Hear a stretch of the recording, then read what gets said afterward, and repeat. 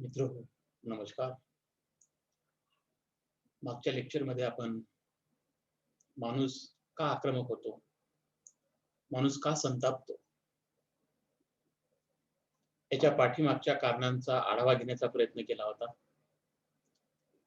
या आढाव्यामध्ये आपण मागच्या लेक्चरला सहज प्रवृत्ती सिद्धांत, जो विल्यम मॅकडुगल नावाच्या मानसशास्त्रज्ञांनी मांडला होता,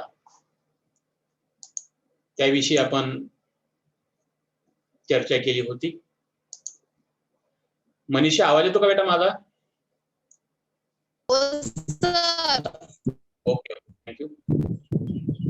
तर सहज प्रवृत्ती सिद्धांत, माणूस हा जन्मजातच म्हणजे जन्मापासूनच आक्रमक प्राणी आहे, असा तो सिद्धांत मांडत होता. आज देखील आपण आक्रमक वर्तनाच्या पाठीमागचे कारण, त्या कारणांचा विविध माध्यमातून विविध सिद्धांतकारांनी जो शोध घेतला आहे, तो शोध आपण घेणार आहोत.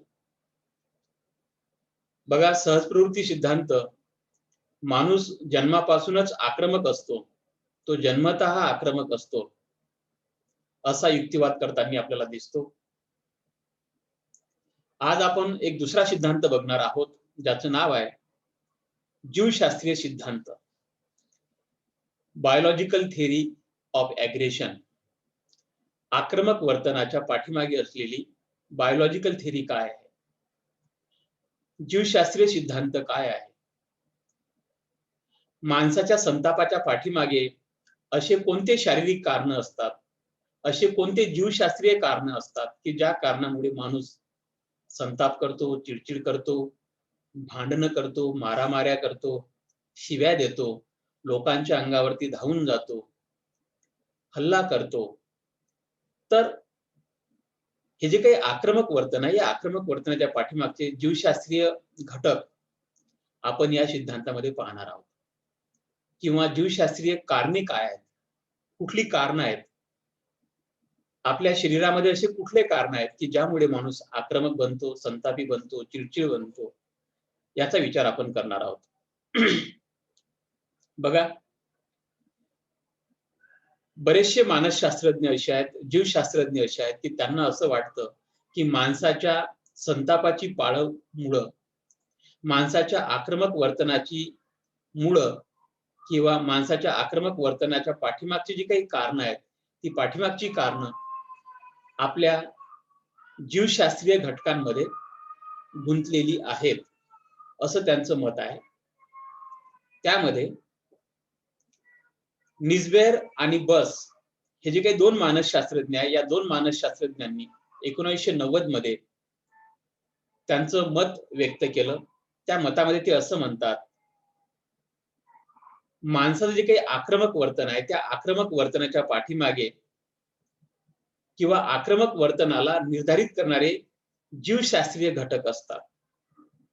आणि या जीवशास्त्रीय घटकांमुळेच माणसाचं आक्रमक वर्तन, संतापाचं वर्तन, चिडचिडपणाचं वर्तन हे नियंत्रित केले जातं, निर्धारित केलं जातं, असं ते सांगताना आपल्याला दिसतात.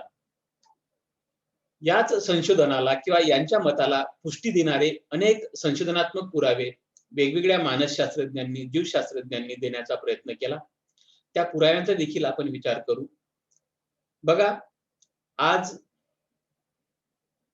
विज्ञान तंत्रज्ञानाचं हे युग आहे आणि विज्ञान इतकं पुढे गेलं, विज्ञानाने माणसाच्या मेंदूचा फार वेगवेगळ्या पद्धतीने आणि सूक्ष्म पद्धतीने अभ्यास सुरू केलेला आहे, आपल्या सगळ्यांना माहिती आहे.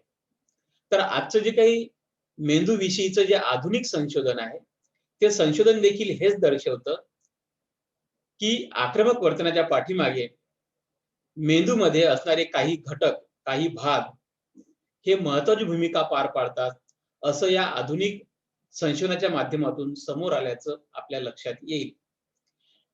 डेलगॅडो नावाच्या एका शास्त्रज्ञाने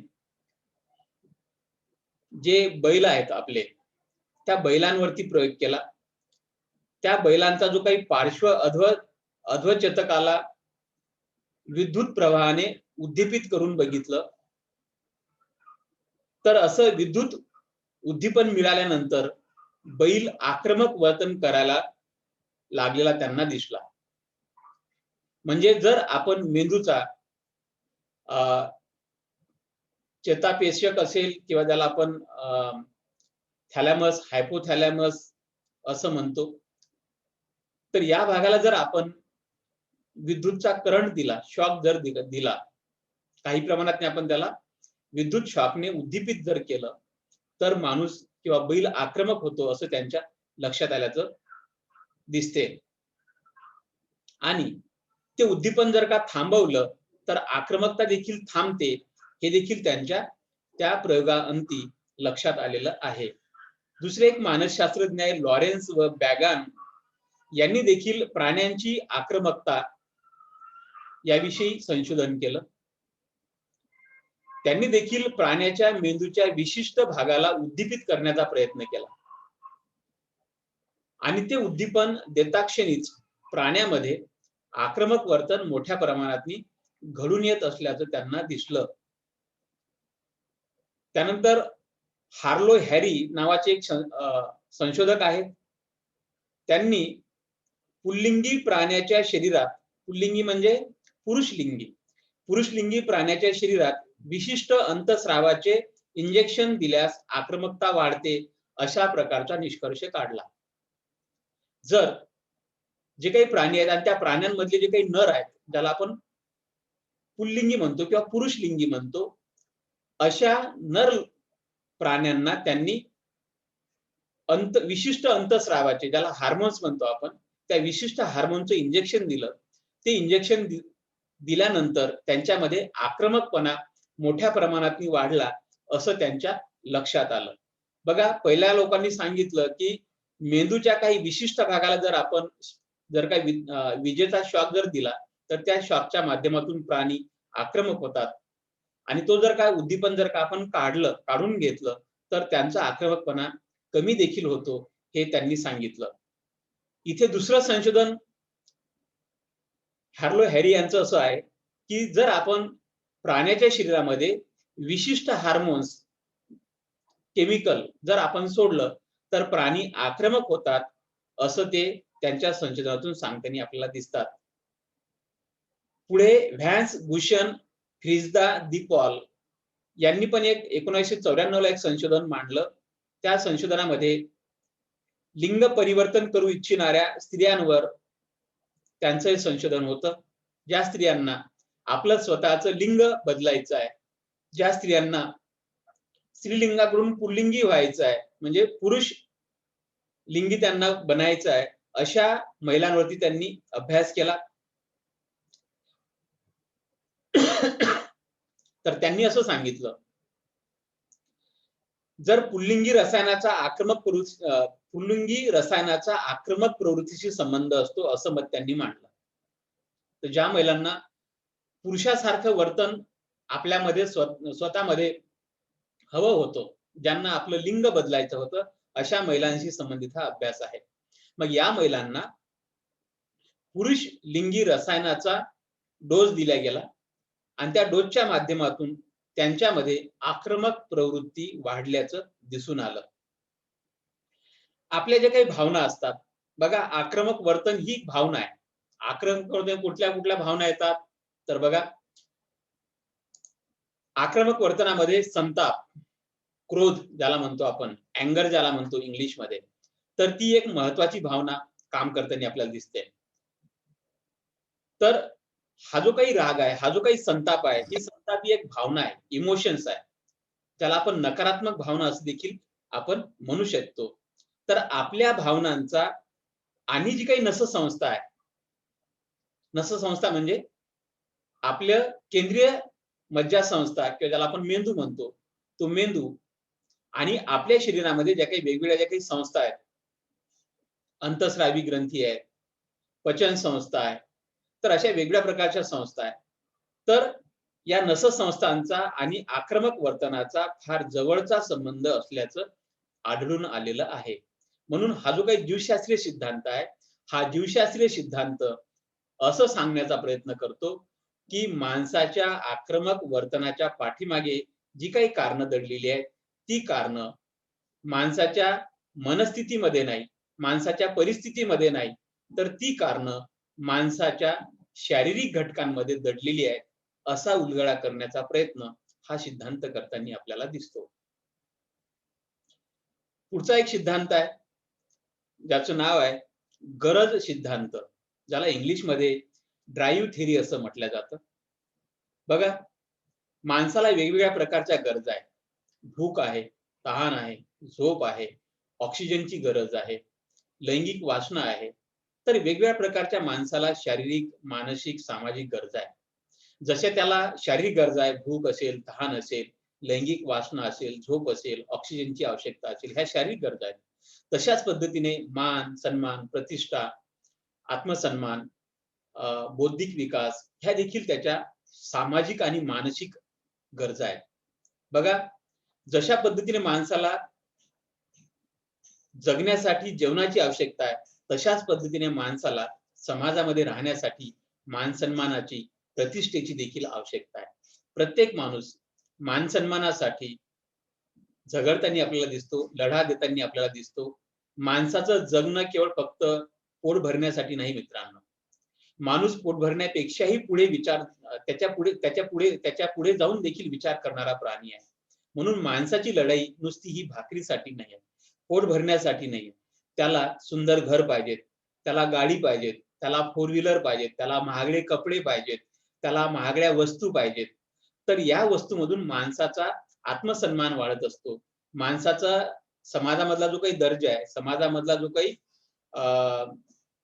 एक स्टेटस आहे, तो स्टेटस वाढताना आपल्याला दिसतो. म्हणून जर माणसाची पोटाचीच जर का गरज जर का असती, तर 2 वेळच्या अन्नावरती माणसाने भागवलं असतं. पण तेवढ्या 2 वेळच्या अन्नावरती किंवा 2 वेळच्या जेवणावरती माणूस थांबलेला आहे असं आपल्याला दिसत नाही. लोकं 2 वेळचं जेवण तर मिळवतातच, पण खूप मोठा बंगला, खूप मोठी गाडी, एका शहरामध्ये नाही तर 5-5, 10-10 शहरामध्ये, देशातच नाही तर विदेशात देखील लोकांचे घर आहेत, बंगले आहेत, पैसा आहे. परदेशातल्या बँकांमध्ये लोकांकडे पैसा आहे. तर याच्या पाठीमागचं कारण काय?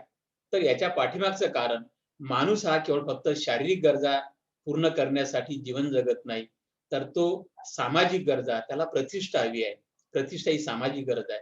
त्याला सुरक्षित गरजा, तर सुरक्षितता ही माणसाची सामाजिक आणि शारीरिक देखील गरज आहे. त्याला सुरक्षितता पाहिजे, त्याला सन्मान पाहिजे, त्याला मान सन्मान पाहिजे. त्यासाठी तो पद, प्रतिष्ठा ह्या सगळ्या गोष्टी मिळवण्यासाठी आपला जीवन लढताना आपल्याला दिसतो.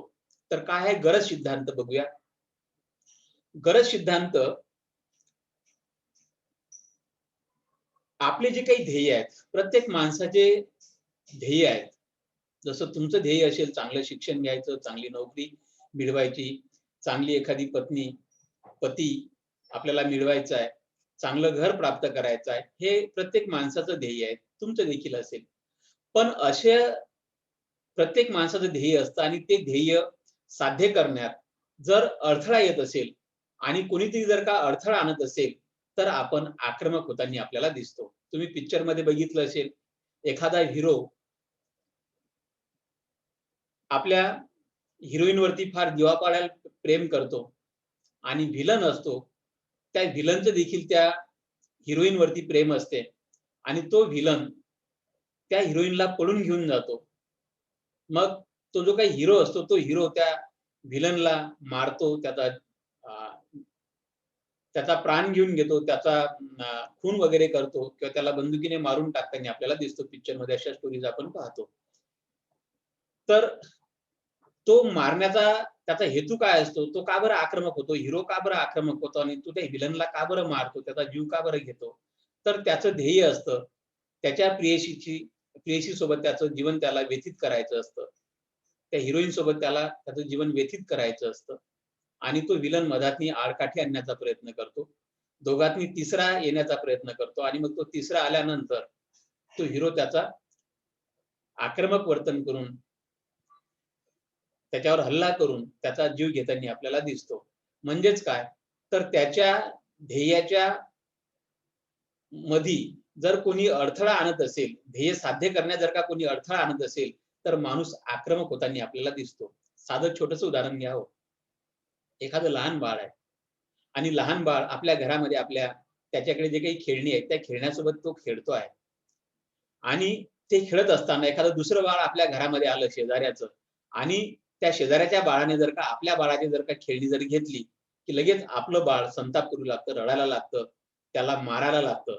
म्हणजे काय? तर त्याला त्या खेळण्यासोबत खेळायचं असतं आणि शेजाऱ्याचं बाळ येतं आणि ती खेळणी घेतं, म्हणून तो त्याच्यावर संताप करतो. म्हणजे त्याचं जे काही ध्येय आहे, त्या ध्येयामध्ये तो अडथळा निर्माण करतो, व्यत्यय निर्माण करतो. ते व्यत्यय निर्माण करत असल्यामुळे माणूस त्याच्यावर संताप व्यक्त करतो. ते लहान बाळ त्याच्यावर संताप व्यक्त करते. तर अशा पद्धतीने प्रेरणापूर्तीमध्ये किंवा गरजपूर्तीमध्ये जर का काही अडथळा येत असेल, मी खूप स्वप्न पाहिलं, की मला एखादी परीक्षा पास व्हायचं आहे आणि ती परीक्षा पास होण्यामध्ये माझे मुलं त्रास देतात, माझी बायको मधी-मधी मला त्रास देते. तर मी माझ्या बायकोवरती, माझ्या मुलांवरती संताप करतो आणि त्यांना सांगतो, "अरे मला ही परीक्षा पास व्हायची, मला अभ्यास करू देत का बरं नाही तुम्ही लोकं? का बरं डिस्टर्ब करताय?" तर ते लोकं अडथळा आणतात म्हणून मी त्याच्यावरती संतापणं साहजिक आहे. तर गरज सिद्धांत हे स्पष्ट करताना आपल्याला दिसते, जर आपली काही ध्येय असतील, ते ध्येय साध्य करण्यात जर का काही अडथळा जर का कोणी आणत असेल, तर अशा लोकांवर आपण संताप व्यक्त करतो, राग व्यक्त करतो, आक्रमक वर्तन करताना आपल्याला दिसतो. कारण आपलं स्वप्न असतं, आपली इच्छा असतं, की ते ध्येय आपल्याला साध्य करायचं आहे. ते ध्येय साध्य करण्यात जर का कोणी अडथळा आणत जर का असेल, तर ते अडथळा आणत असल्यामुळे आपलं ध्येय साध्य करणं अधिक लांबणीवर जाताना आपल्याला दिसते आणि त्यामुळे मग आपण अस्वस्थ होतो. आपण चिड करायला लागतो, आपण संताप करायला लागतो, आपला ताण वाढतो, आपलं टेन्शन वाढतं आणि ती टेन्शनमुळे आपण ते टेन्शन सहन करू शकत नसल्यामुळे आपल्याकडनं सहज संताप व्यक्त केला जाताना आपल्याला दिसतो. तर अशा पद्धतीने हा जो काही अ, ध्येय संपादनामध्ये जे काही अडथळा निर्माण केला जातो, त्या अडथळ्यातून जे काही वैफल्य येतं, निराशा येते, उदासीनता येते, अस्वस्थता येते, ताण येतो, चिंता येते. त्या चिंतेच्या माध्यमातूनच आपण संताप व्यक्त करायला लागताना आपल्याला दिसतो. आपण घरच्या लोकांना सांगतो, "अरे, मी 5 महिन्यापासून तयारी करतोय, तरी पण मला परीक्षा ही पास होता येत नाही आणि तुम्ही माझ्या परीक्षेमध्ये, माझ्या अभ्यासामध्ये अडथळा निर्माण करता." तर असं आपण त्या लोकांशी बोलत असतो. तर अशा पद्धतीने हे जे काही वैफल्यग्रस्त जे काही वर्तन असतं, तर या वैफल्यग्रस्त वर्तनातूनच आक्रमक वर्तन निर्माण होताना आपल्याला दिसतं. बघा, बस नावाचे एक मानसशास्त्रज्ञ आहे. त्यांनी असं सांगितलं, की आक्रमक वर्तन अडथळ्यावर मात करण्यासाठी महत्त्वाची भूमिका पार पाडते. बघा, तुमच्या जीवनामध्ये असे प्रसंग आले असतील, माझ्या जीवनामध्ये आलेले आहेत, भविष्यात पण येतील. प्रत्येक माणसाच्या जीवनामध्ये काही ना काहीतरी चांगले वाईट प्रसंग येतात. तुम्ही पण कोणाला तरी काहीतरी मदत केली असेल, पैसे दिले असतील, काही वस्तू दिली असेल कोणाला आणि ती वस्तू त्याने जर का ठरलेल्या वेळेवर जर त्याने परत जर का केली नसेल, तर तुम्ही त्याला प्रेमाने 1 वेळेस सांगता, 2 वेळेस सांगता, 3 वेळेस सांगता, 4 वेळेस सांगता, 5 वेळेस सांगता. मग त्यानंतर मात्र तुमची सहनशीलता संपून जाते आणि मग तुम्ही त्याच्यावरती डायरेक्ट संतापायला लागता. "भैया तुला सांगितलं होतं ना, तू म्हटलं होतं ना, मी या दिवशी परत करणार आहे म्हणून, तू का बरं नाही केलं?" तर साहजिकच आहे. संतापणं हा शेवटचा मार्ग आपल्याकडे त्यावेळेस उरलेला असतो. म्हणजे ती त्या परिस्थितीची गरज असते. जर समोरच्या माणसाला प्रेमाची भाषा समजत नसेल, समोरच्या माणसाला माणुसकीची भाषा समजत नसेल, तर मग आपण एक माणूस म्हणून ती किती सहन करणार? आपण त्याला मदत केलेली असते. त्याचं चांगलं व्हावं, त्याचं भलं व्हावं, हा त्याच्या पाठीमागचा दृष्टिकोन असतो. पण त्याचं भलं झाल्यानंतरही जर का तो आपली वस्तू परत करत नसेल, आपले पैसे परत करत नसेल, तर मग संतापणं हा आपल्याकडे शेवटचा उपाय असतो किंवा शेवटचं हत्यार असतं. ती त्या परिस्थितीची डिमांड असते आणि मग विलाज नसताना किंवा तुमचा तसा संतापण्याचा स्वभाव नसताना तुम्हाला त्या संतापाला शरण जावं लागतं आणि मग तुम्ही ते संतापताना आपल्याला दिसता. कारण की समोरच्या माणसाला प्रेमाची भाषा समजतच नसेल, तर मग संतापावं लागतं. ती त्या परिस्थितीची डिमांड असते, गरज असते असं म्हणा. हेच ती गरज हेच गरज हा गरज सिद्धांत समजावून सांगण्याचा प्रयत्न करताना आपल्याला दिसतो. तर बश नावाचे मानसशास्त्रज्ञ आहेत, त्यांनी याच्यावरती संशोधन केलं, रिसर्च केलं. ते असं म्हणतात, की आक्रमक वर्तन अडथळ्यावर मात करण्यासाठी महत्वाचं साधन ठरताना आपल्याला दिसते. तर त्यांनी यासाठी एक प्रयोग केला. काय प्रयोग केला? त्यांनी विद्यार्थ्यांच्या एका गटाला परीक्षेत नापास केले. एक समूह घेतला विद्यार्थ्यांचा, त्या समूहाला त्यांनी परीक्षेमध्ये नापास केले. दुसरा समूह घेतला विद्यार्थ्यांचा, त्या समूहाला पैसे कमविण्याची संधी घालवली. त्यांची जी काही पैसे कमवण्याची जी काही संधी होती, ती संधी त्यांची घालवली आणि तिसऱ्या गटाला परीक्षेत अधिक वरची श्रेणी मिळण्याचा जी काही संधी होती, ती पण गमावली. तर असंही 3 प्रकारे तिन्ही समूहाचे जे काही संधी होत्या, पहिल्यांदा त्यांनी परीक्षेत नापास केलं, दुसऱ्यांदा त्यांनी पैसे कमवण्याची संधी घालवली, तिसऱ्या गटाची त्यांचे परीक्षेतनी जे काही वरचे जे काही मार्क्स मिळणार होते, जे काही मेरिट लिस्टमध्ये येणार होते, त्यांना त्याच्यातून काढून टाकलं. तर अशाही तिन्ही गटाचं त्यांनी नुकसान केलं. म्हणजे त्यांच्या ध्येय संपादनामध्ये त्यांनी अडथळा निर्माण केला. पण त्याच्यामध्ये त्यांना असं आढळून आलं, की जेव्हा आपण समूहामध्ये असतो, तेव्हा माणूस जास्त आक्रमक वर्तन करत नाही. का? तर आपल्याला असं वाटतं माझंच थोडं एकट्याचं नुकसान झालेलं आहे, बाकी सगळ्यांचं नुकसान झालेलं आहे. माझं एकट्याचंच नाही झालं. तर तेव्हा आपल्याला एक दिलासा भेटत असते. माझं तर एकट्याचं नुकसान नाही ना, सगळ्या समूहाचंच झालेलं आहे. मग मी कशाला टेन्शन घ्यायचं? पण जेव्हा माणसाचं स्वतःचं वैयक्तिक नुकसान होते, जेव्हा माणसाचं स्वतःचं वैयक्तिक ध्येय माणसाला गाठता येत नाही, साध्य करता येत नाही, तेव्हा मात्र माणूस अधिक आक्रमक वर्तन करतो, असं बश यांच्या या प्रयोगाच्या माध्यमातून लक्षात आलेलं आहे. तर अशा पद्धतीने आक्रमक वर्तन कधी-कधी समस्येवरचा उपाय देखील होऊ शकते. आपल्याकडे एक म्हण आहे ना मित्रांनो, "यदि घी सीधी उंगली से नहीं निकलता, तो उंगली क्या क्या करनी पड़ती है? उंगली कैसी करनी पड़ती है? उंगली मयूरी टेढ़ी हाँ, यदि सीधे उंगली से घी नहीं निकलता, तो उंगली टेढ़ी करनी पड़ती है. टेढ़ी उंगली करने से घी निकलता है." समज गए? तर कधी-कधी लोकांना प्रेमाची भाषा समजत नाही. तर त्यांच्यासोबत आक्रमक वर्तनाची, संतापाची भाषा गरज म्हणून वापरावी लागते आणि आपलं ध्येय आपल्याला साध्य करून घ्यावं लागते. अशा पद्धतीने हा गरज सिद्धांत आक्रमक वर्तनाचं कारण स्पष्ट करताना आपल्याला दिसतो. पुढचा एक सिद्धांत आहे सामाजिक अध्ययन सिद्धांत.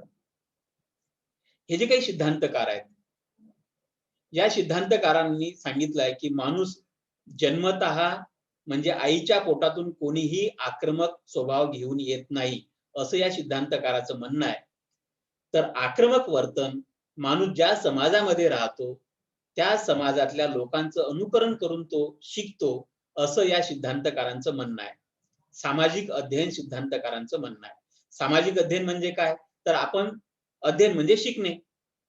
तर आपण ज्या पद्धतीने हेअरस्टाईल, केसांची रचना कशी करायची, हे समाजातूनच आपण शिकतोय.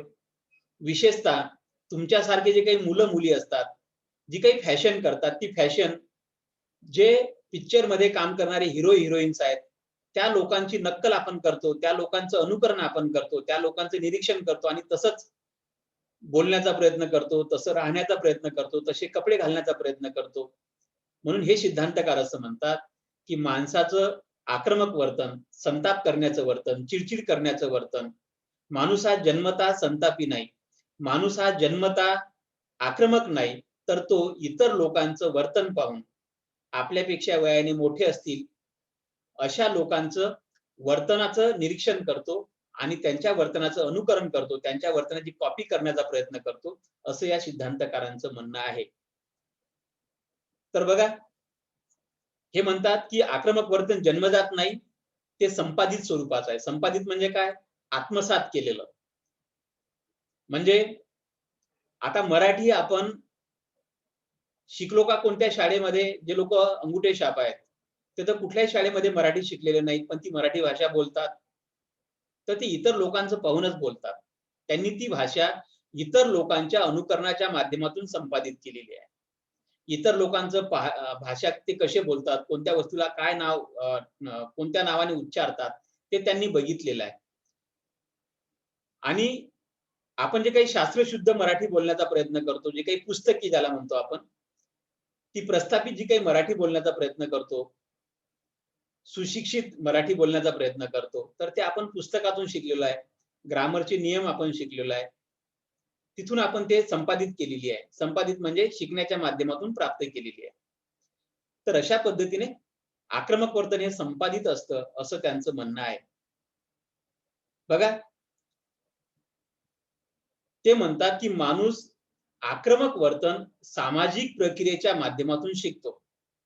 माणूस समाजामध्ये राहतो. समाजामध्ये राहतो तर समाजातल्या लोकांचं तो निरीक्षण करतो आणि निरीक्षणाच्या माध्यमातून तो त्यांचं अनुकरण करतो आणि त्याच्यातून तो आक्रमक वर्तन शिकतो. त्यालाच त्यांनी सामाजिक अध्ययन प्रक्रिया असं म्हटलेलं आहे.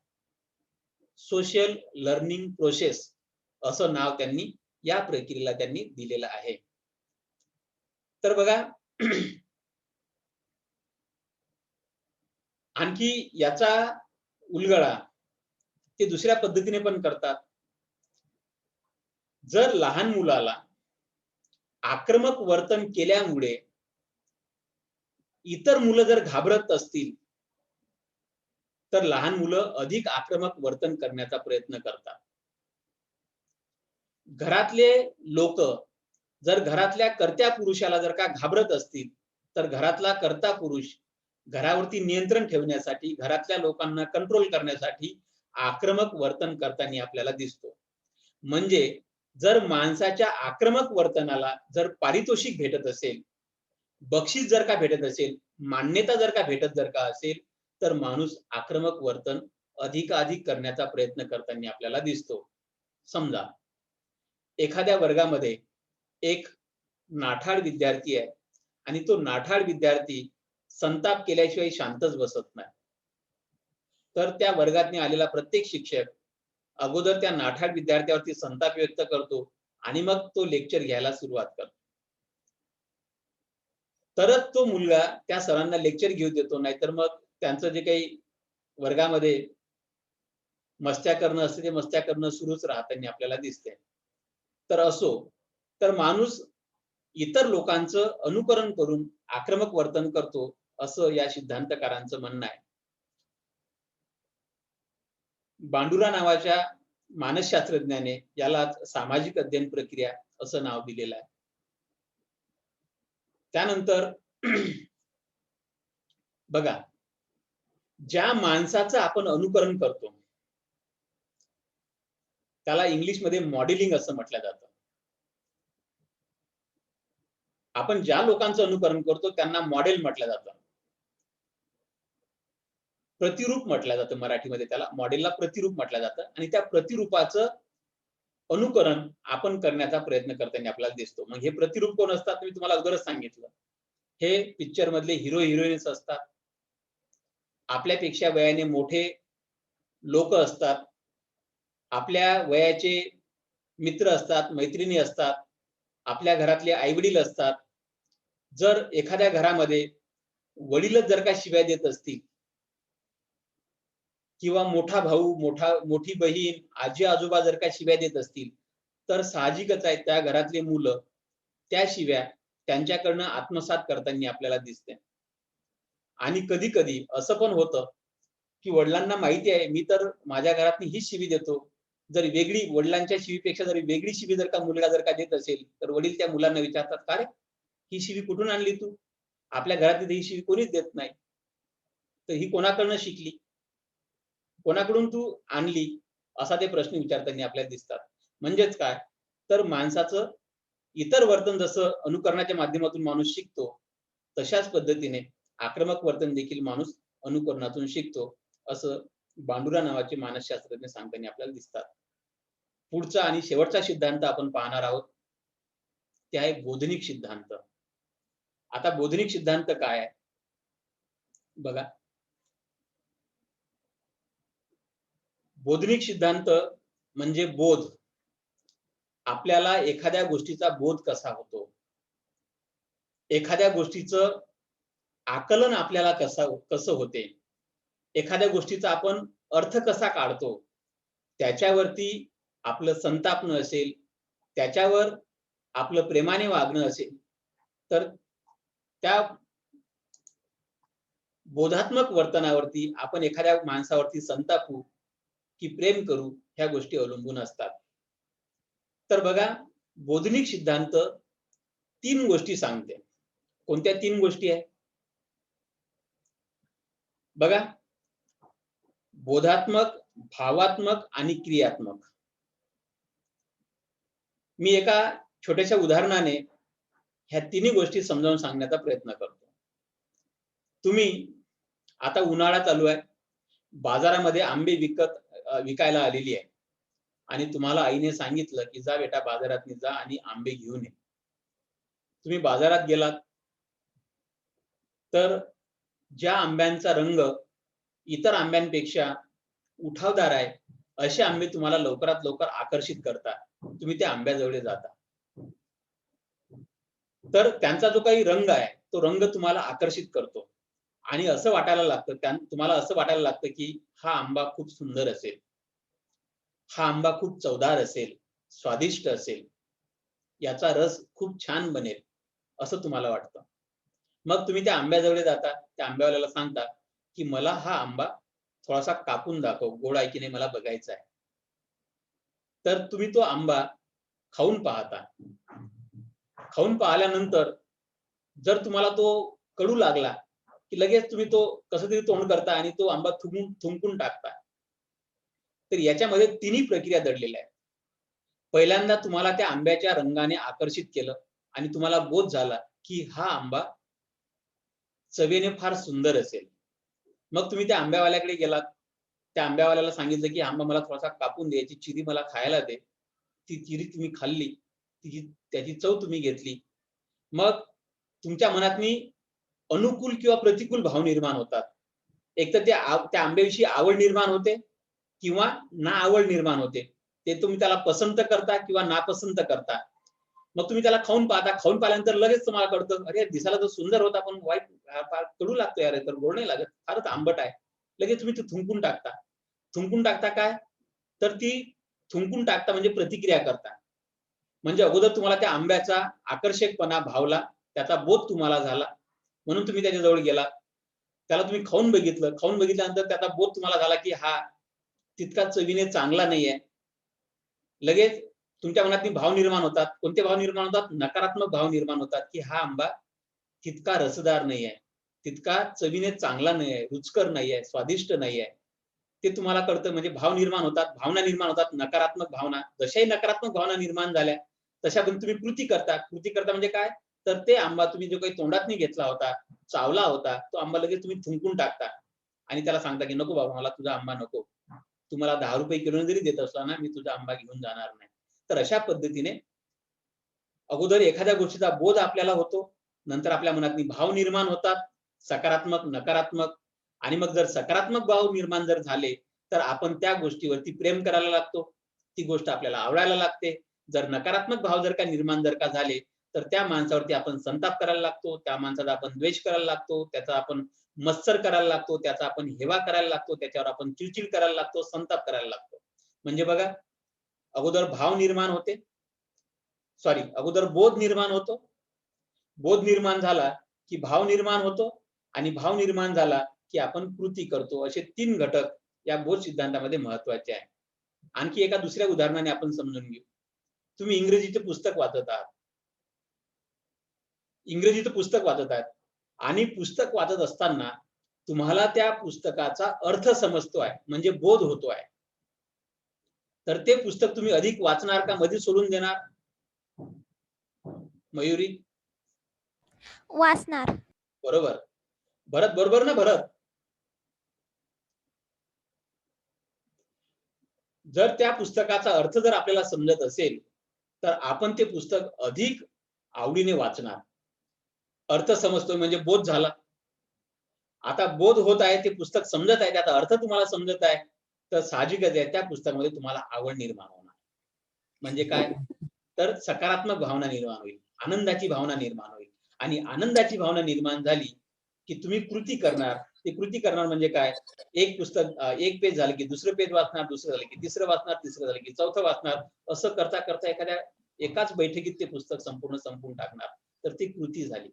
तर अशा पद्धतीने अगोदर बोध निर्माण होतो, नंतर भाव निर्माण होतात आणि नंतर सकारात्मक भाव निर्माण जर झाले असतील, तर आपण सकारात्मक वर्तन करतो आणि नकारात्मक भाव जर निर्माण झाले असतील, तर आपण नकारात्मक वर्तन करतो.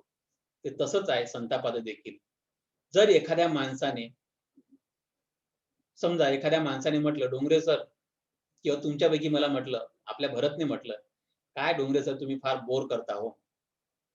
मला असं म्हटलं.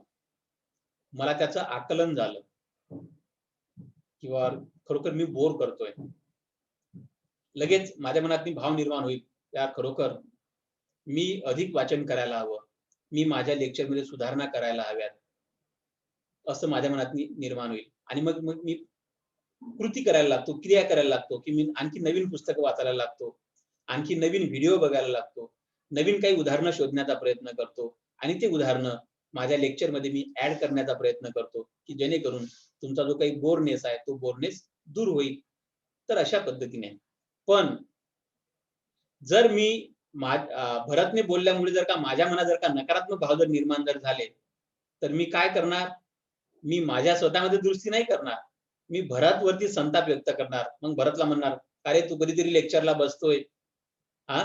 तुला नेहमी लेक्चर करायला काय झालं? आज आलाय आणि मला सांगतोय की तुमचं लेक्चर समजत नाही, मला बोर होतोय." तर अशा पद्धतीने मी संताप व्यक्त करायला लागणार. तर मित्रांनो, बोधनिक सिद्धांत 3 घटक समजावून सांगण्याचा प्रयत्न करते. अगोदर बोध होतो एखाद्या गोष्टीचा, एखाद्या माणसाच्या बोलण्याचा. नंतर आपल्या मनात भावना निर्माण होतात, सकारात्मक, नकारात्मक आणि त्या भावनानुसार आपली कृती, आपलं वर्तन घडताना आपल्याला दिसते. तर अशा पद्धतीने बोधात्मक सिद्धांत आक्रमक वर्तनाचं स्पष्टीकरण करताना आपल्याला दिसतो. तुमची काही अडचण असेल आजच्या लेक्चरच्या संदर्भात, तर तुम्ही मला विचारू शकता. एखादा मुद्दा जर तुम्हाला समजला नाही, तर तुम्ही मला विचारू शकता. काही प्रश्न आहे कोणाचा?